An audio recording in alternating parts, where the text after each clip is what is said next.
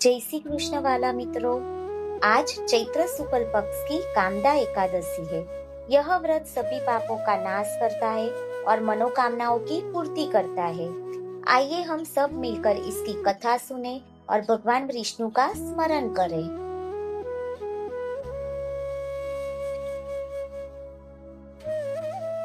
धर्मराज युधिष्ठिर ने भगवान श्री कृष्ण से पूछा, हे माधव, चैत्र मास के शुक्ल पक्ष की एकादशी का क्या नाम है और क्या महत्व है?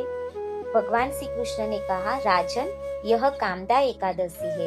यह व्रत परम पुण्यमयी है, जो पाप रूपी अग्नि को भस्म कर देती है और मनोकामनाओं को पूर्ण करती है।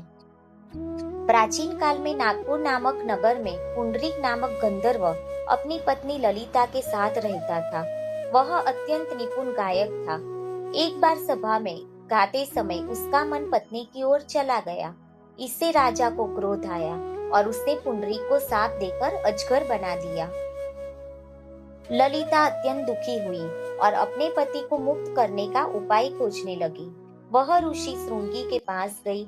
ऋषि ने कहा, हे देवी, यदि तुम श्रद्धा पूर्वक कामदा एकादशी का व्रत करोगी तो तुम्हारे पति का उद्धार होगा।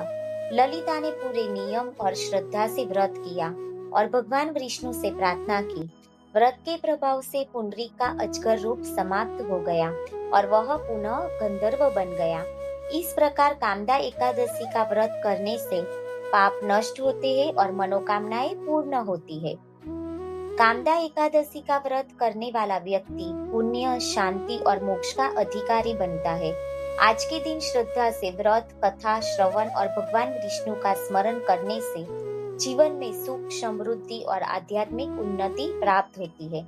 अगर आपको यह कथा पसंद आई हो तो लाइक करें, शेयर करें और हमारे चैनल प्योरली पॉजिटिवली को सब्सक्राइब करें। जय श्री कृष्ण, राधे राधे।